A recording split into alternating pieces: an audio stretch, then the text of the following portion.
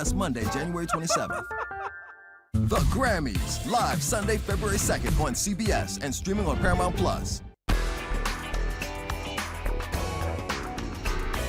The roller coaster ride of temperatures continue. We'll top out on Friday, but then the Arctic plunge and colder temperatures come in by Sunday. Weather details coming up. Good evening, everyone. I'm Lily Simmons. Tonight on your WZMQ 19 News, the road ahead. Governor Whitmer spoke in Lansing today about her priorities for Michigan's economy in 2025. We'll tell you what her administration is planning. And President Joe Biden delivered his farewell address this evening. We're live in Washington with details. Plus, wildfire containment efforts continued today in Southern California. But what is the likelihood of such an event here in Michigan? We'll tell you all that and more when your WZMQ 19 News starts right now. Live from the UP, this is WZMQ 19 News at 11.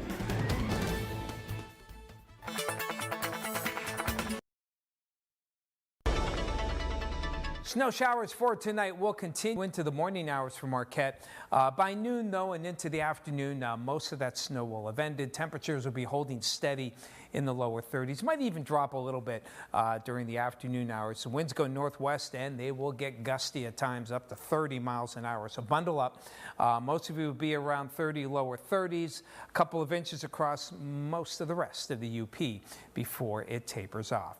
More weather coming up later in the show. Lily? Thanks, Tom. This morning, Governor Gretchen Whitmer delivered remarks at the opening day of the Detroit Auto Show. During her Road Ahead address, the governor called on lawmakers to focus on a long-term road funding plan, as well as a Michigan auto job-specific fund to keep up with road maintenance and bring projects to the state. She was heavily focused on bipartisanship, emphasizing her desire to work together to keep the state moving forward. Speaker Hall has said roads are a priority. And last fall, we got started working on a long-term solution, but we didn't quite get there. He said his caucus wants to keep working on this, and so do I. You can find more from this morning's address on our website, WZMQ19.com.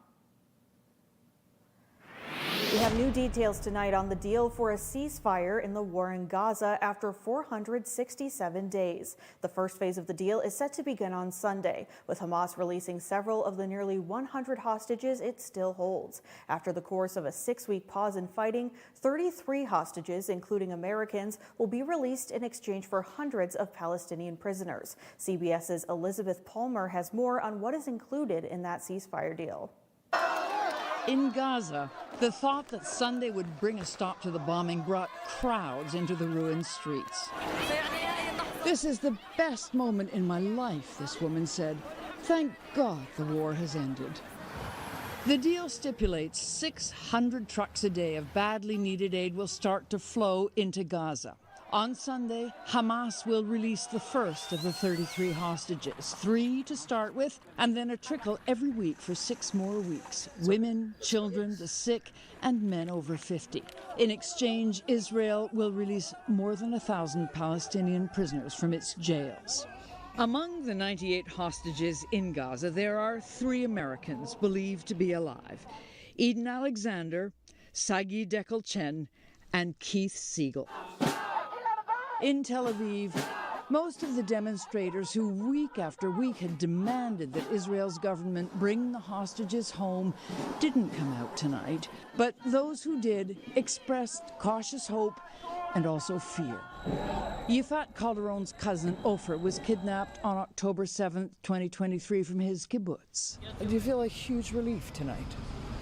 No, I'm going to feel a huge relief when it's going to be done, when we're going to get all the 98 hostages alive and the dead ones back home. You won't believe it till you see him. Yes. It's been 467 days since Hamas attacked Israel and killed or kidnapped 1,400 people.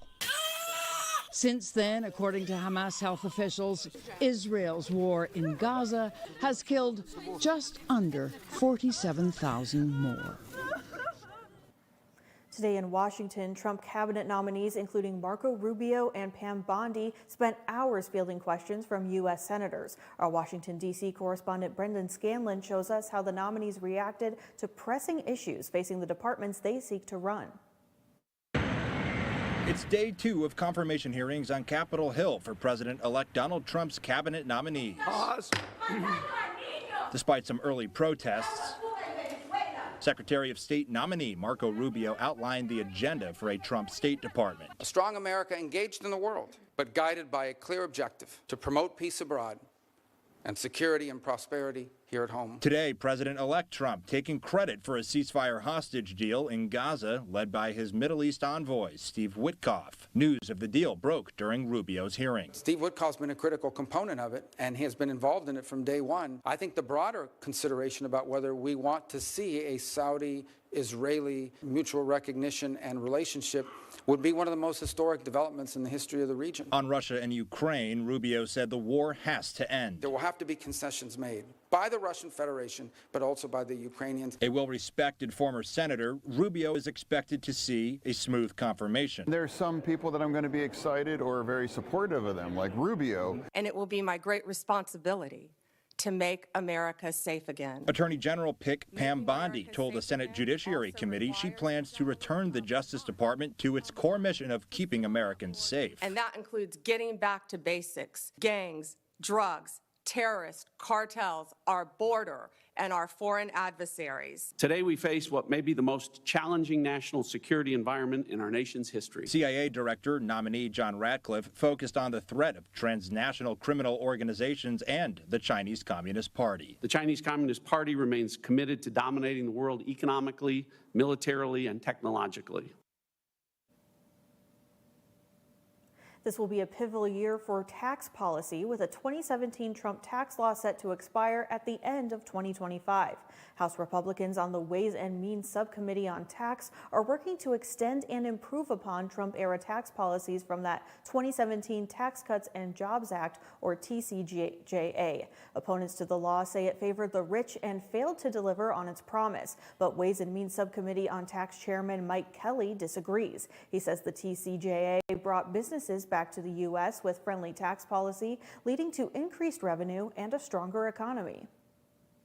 We're going to try to preserve as much of that as we can and make permanent. And because of the ways of the scoring, it couldn't be a 10-year program. It had to be a 7-year program, and that's where we are right now. We're coming to the sunset of that program. The question is, do you look at something that was so good and decide no? Or do you say, okay, fine, it was really good. Let's make it even better. Let's make sure that we give the American people the advantages that need to have in a global economy right now, that they can survive here, not only survive, but to thrive. And that's what we're working on.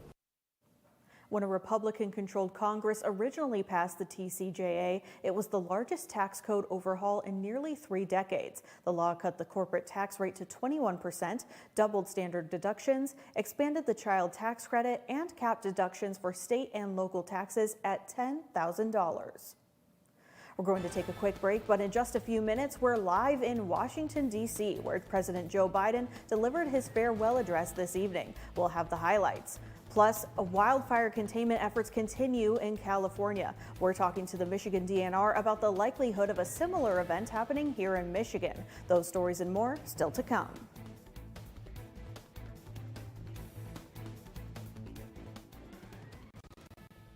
John's Auto has been voted the #1 dealer to buy pre-owned vehicle for longer than I've been alive. If you're looking for a vehicle, or if you're looking for someone to help with your current car, or if you need to get yours looking like new again, come see us at John's Auto Sales and Service, Marquette. 19 News is brought to you by Kirkish Furniture. The always funny Janelle James. My mom said, Janelle, I never knew what you was going to do, but I knew you wouldn't be poor. Give it up for Maya Lopez. This may be your dad's last show, unless he gets bored of golf. Plus, we're playing Dating Deal Breakers on The Jennifer Hudson Show.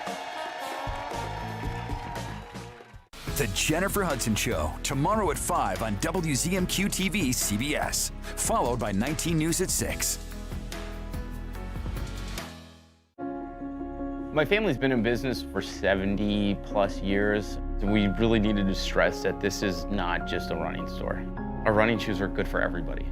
It's about the people out in the community who are in the workforce. All those people really benefit from the proper footwear and structure that a running shoe can provide. They might come in limping, almost like a miracle, walk out of here dancing. It's more than shoes. There's a caring that doesn't exist in a lot of businesses anymore. Direct. Don't you ever look up at the sky and roll your eyes. You hear me? Yes. Realistic. I will maybe have a tendency to spend too much and won't be able to pay your rent. He holds the line. I resent it, and I resent you for doing it. Mathis Court is in session. Weekdays on WZMQ CBS. Escanaba reporter Lily Simmons on WZMQ 19 News. Is your parents' car sounding funny? Do you hear any clunks, rattles, squeaks, or leaks? Tell them to call John's Auto Service Department for fast, friendly, and affordable service. Come see us at John's Auto Sales and Service, Marquette. Now, WZMQ TV 19 First Warning Weather with meteorologist Tom DeVecchio. Snow showers developing tonight will continue into Thursday, mainly in the morning. Watch for some slippery roads as always with the snow, even though we're not expecting horrendous amounts here. Temperatures actually getting close to freezing for tomorrow and even milder on Friday. Enjoy it. The change happens this weekend. Seems like right around Martin Luther King Day, we just get that Arctic plunge. And this year, 2025, no different. Probably into the single digits. 3 days at least of single digits before we slowly get out of it afterwards. It's going to be a cold, cold week next week. So how cold? Well, we get an idea here. Friday, not bad. Cloudy skies looking good. Weekend starts out okay here into the mid-30s. Saturday, snow showers as that Arctic front moves through. Not expecting more than maybe a couple of inches with it, but you can see the high temperatures plummet. Overnight lows will be dropping into the single digits to near zero. And then Sunday, the beginning of a multi-day bitter cold where we'll have high temperatures not getting out of the single digits, lows dropping below zero, wind chills into the -20s. We're getting close to that dangerous range for the beginning of next week. So just be ready for a lot of cold, especially with all the outdoor activities planned perhaps for Martin Luther King Day. Definitely want to bundle up. As kids go to school, get some snow boots on them. There'll probably be at least some snow on the sidewalks as they get to school. But temperature's not horrendously cold. We'll go optimistic and say 34 for the afternoon. Might be a bit cooler, but no teens and 20s at least. And some leftover light flakes. Shouldn't be too bad for the kids here. Futurecast showing those snow showers coming in. Front going through. This is the actual front right here. And it slides by during the day. Some lake effect kicks in behind it to some extent, but the snow will be diminishing. Pretty much the flurries by Thursday night and Friday, not much expected here. Snowfall into daybreak tomorrow. Most of you get an inch or less, except along the Lake Superior shores, 1 to 3 there, and perhaps a little over an inch off toward the east, up to 3 inches for the day. Marquette, though, through Friday morning, only about an inch of accumulation expected. So temperatures will be rising overnight here with that snow developing from west to east across the Upper Peninsula, going through midday tomorrow and then gradually tapering off, except maybe some leftover lake effect bands east of Marquette. And after that, down go the temps. Well, Friday looks good, actually. Friday we peak in the mid-30s, and then we go down. Saturday into the teens, maybe near 20. Not seen a lot of snow. That's the one, I guess, good part about this. Look at this. Bitter cold, extreme cold, especially at night, Sunday through Tuesday, and slowly digging out as we head toward Wednesday. Thanks, Tom. Coming up after the break, the Michigan DNR talks about the wildfires in Southern California and whether or not places like the UP could experience similar disasters. Sure, we've got more all-wheel drive vehicles than anyone else. We've also got the 5 brothers who made their mark on and off the road for over 60 years. Like the powerful new Tundra, built in the USA with the best resale value in its class. Now, during truck and all-wheel drive season, get 2.99 APR financing on a new Tundra or $2,000 customer cash. Or you can lease a new Tundra from just $399 a month. Get yourself Toyota ready. Toyota, let's go places. New tonight. Trump is also being a jerk to other countries. Take Greenland, which is his plan, evidently. Colbert's all new with Adam Scott. CBS Tonight. New year, new looks, new comforts, new you. Reset your home at the New Year's sale at Slumberland Furniture. You'll get up to 50% off list prices. Buy this sofa for just $6.97 and you'll get the chair free. Or this sectional with lots of seating for just $7.95. A comfy reclining sofa for just $5.55. Get a Sealy Queen mattress starting at $149. And our 365-night sleep guarantee. The New Year's sale at Slumberland Furniture. Hello to you, I'm Gail King. I'm Tony DeCopel. And I'm Nate Burleson. This is us. We're all here to wake up your mornings to help make sense of the latest overnight developments. What you can expect from your day before you head out the door. You'll also hear directly from the biggest newsmakers in America. And you'll see the best group of journalists in the business with exclusive reporting and breaking overnight news. That's a lot. Watch CBS Mornings right here on your new CBS affiliate in the Upper Peninsula. That's WZMQ 19. She's fair. Untrue, Your Honor. What, you're going to have your turn. She's inquisitive. What in the world led to this young lady finding you in this compromising situation? And firm. The only thing that matters in this particular courtroom, sir, is how I see it. Watch Equal Justice with Judge Ebony K. Williams. Weekdays on WZMQ CBS. You're watching WZMQ 19 News, live and local with Kevin Hodge. Fire danger remains high in parts of California tonight, threatening to add to what the governor says could be the costliest disaster in U.S. history. CBS's Daniel Backus has more from Los Angeles. A bird's eye view of the devastation in idyllic Pacific Palisades, where this retro Volkswagen bus is the only pop of color. Students from destroyed schools in the Palisades like this one were relocated to other campuses in the area Wednesday. It's also sad that my school got burned down and there was not much left. Crews cleared dry brush in Santa Monica amid concerns of increased fire risk. We're still in a weather pattern right now, so I ask you to stay vigilant. Conditions are expected to improve later this week. Residents who've lost homes and property are urged to register with the Federal Emergency Management Agency, which has received more than 53,000 applications for help and distributed $12 million in basic needs. This FEMA Disaster Recovery Center is helping residents who've lost vital records like birth certificates and Social Security documentation. They can also file relief applications and even receive mental health services. We want parents to know that we're here to support their whole family, and people of all ages can come and get support from us. We have task force. Search and rescue teams are methodically combing through charred properties damaged in the Eaton fire. Looking for hazards, possibly searching for any victims that may not have made it out of the fire. First responders working that fire are camped out at the famous Rose Bowl Stadium, setting up a tent village in the parking lot. And volunteers organized to pick up trash blown about in the high winds.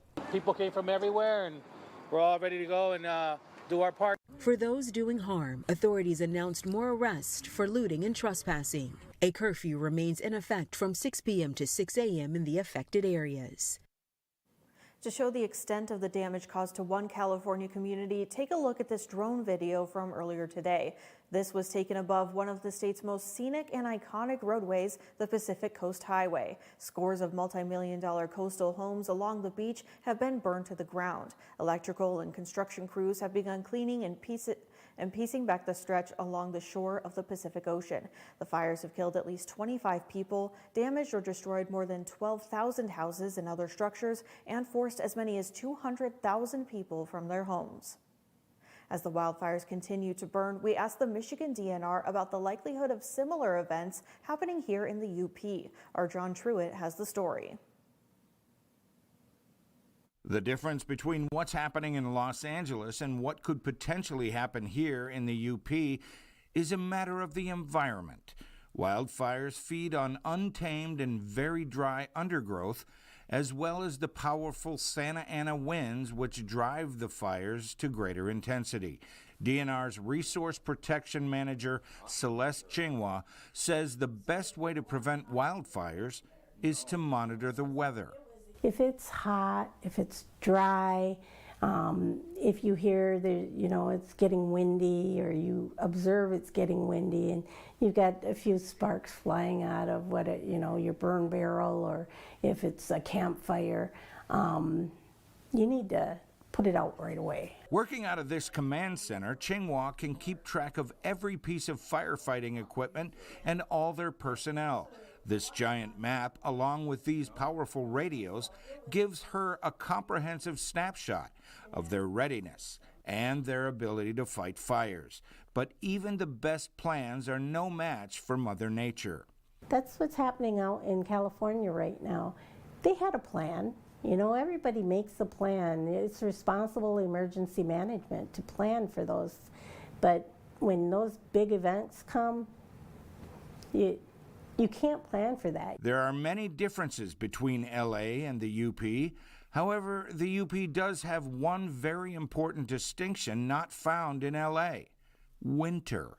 The other thing that's not so similar, California, we've got this time of the year. Right. So we've got a good chance that things are going to get very moist again by the spring of the year, and then as it starts drying, March, April, May, that's when we start seeing our fire activity. What turns a small fire into a catastrophe is simple. Drought plus dry vegetation plus high winds equals a disaster waiting to happen. You have dry conditions, you've got humidities that are crazy, crazy low, and so that any kind of wind event helps move those fires along if they ignite. Since the inception of Smokey the Bear, educating the public is a powerful prevention tool. Trying to educate people as to what causes fires. We keep them educated on a daily basis. The UP and Los Angeles are different in so many ways, but the common denominator is the damage any fire can do, no matter where it erupts. In Marquette County, John Truitt, WZMQ 19 News. In Washington tonight, President Joe Biden gave his farewell address. He touched on a number of topics, from where his administration had success to the dangers that lie ahead. Our Washington, D.C. correspondent Rachel Knapp joins us live from the White House. Rachel, what were some of your biggest takeaways from the president's speech tonight? Good evening, Lily. So for the most part, the president talked about upholding democracy. He wanted to reflect on America's past and where we're at right now. For the most part, his message was overwhelmingly positive, but he did air some concerns. A nation of pioneers and explorers, of dreamers and doers, of ancestors native to this land, of ancestors who came by force. A nation of immigrants came to build a better life. A nation holding the torch of the most powerful idea ever in the history of the world, that all of us are created equal. In a nearly 15-minute speech, President Joe Biden gave his farewell address to the American people. Most of his speech focused on the importance of maintaining our democracy and our institutions because it is constantly being threatened or challenged. Our system of separation of powers, checks and balances.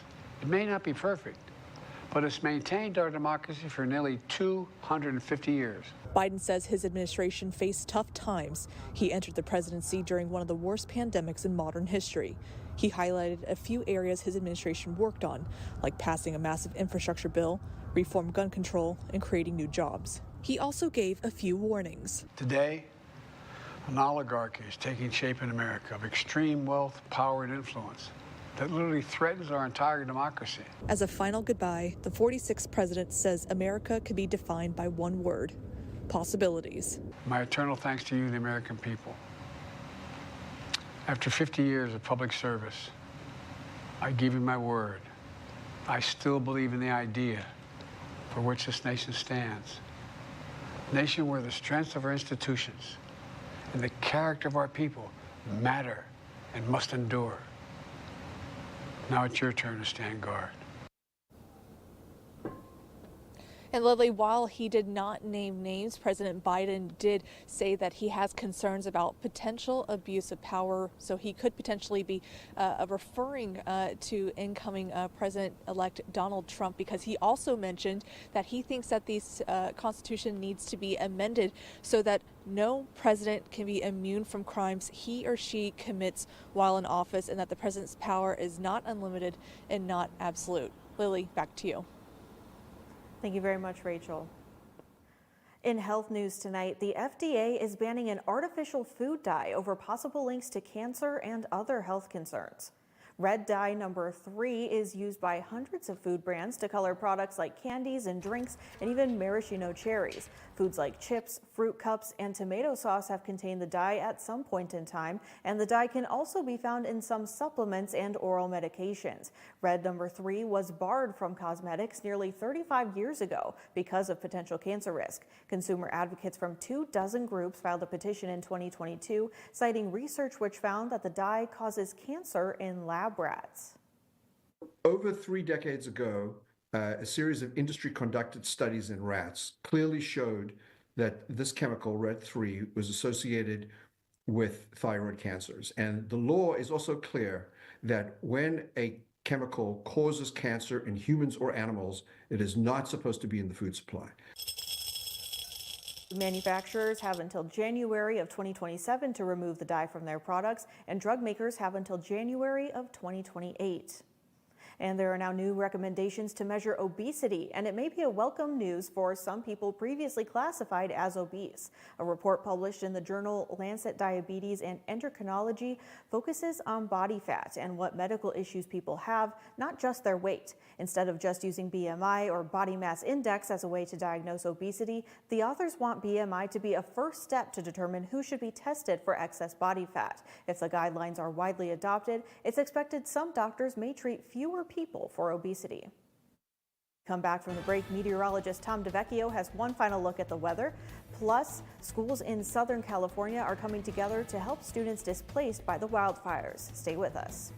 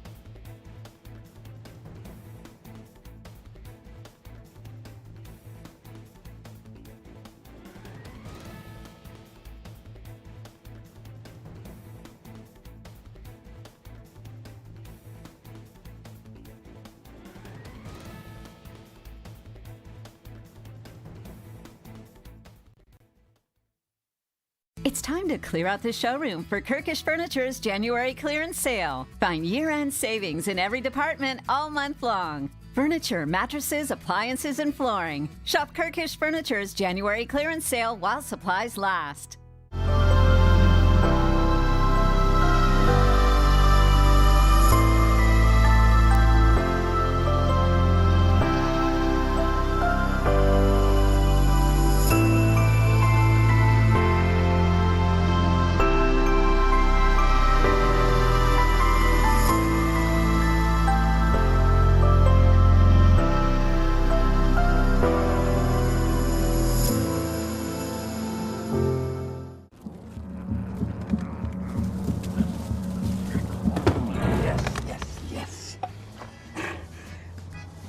Oh, hi. suppose you're wondering what an A-list celebrity like me is doing in a place like this. You must know, I'm saving the world. Oh, hi, Beth. Yep, saving the world again. Did you know that 40% of all the food produced in the United States is thrown away? That means everything that went into that food, the pesticides, the water, the land, was all for nothing. Just look at this perfectly good food thrown in the trash. The pizza with extra Cheerios, these goldfish and Band-Aid tacos. And just look at this perfect trash burger. This pasta dog looks delicious. You don't have to dumpster dive like Ed Begley Jr. to save the planet. Fight food waste by shopping smart and using what you buy before it gets trashed. That's way better. Ooh, arugula. Do your part and find out other world-saving tips at betterthaned.org. There's no looking back. Don't look back.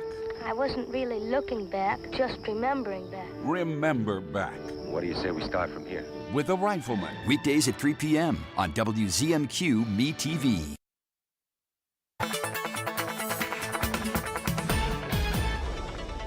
Snow showers for tonight into the day on Thursday.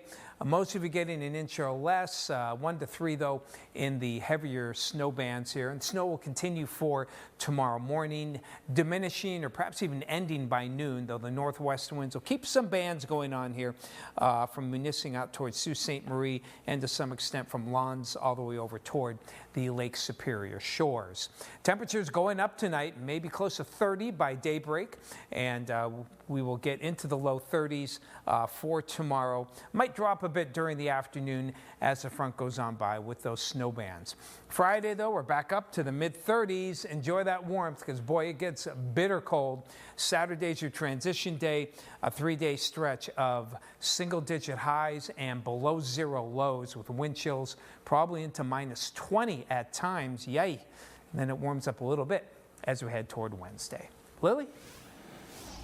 As we showed you earlier, students whose schools burned down in California wildfires have had to find somewhere else to go. But thanks to the kindness of other schools, there's been a glimmer of hope. Palisades Charter Elementary School was one of several that were destroyed, but staff at Brentwood Science Magnet Elementary welcomed students and families with open arms. Parents were excited to get their kids back in the classroom and give them a sense of normalcy after the devastation of the past week. Administrators say they'll be providing resources to help the students and staff during this difficult time.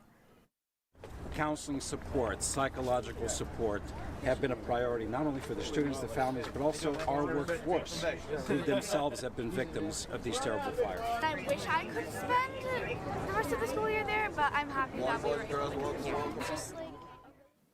Thanks for joining us for your WZMQ 19 News at 11. Have a great night.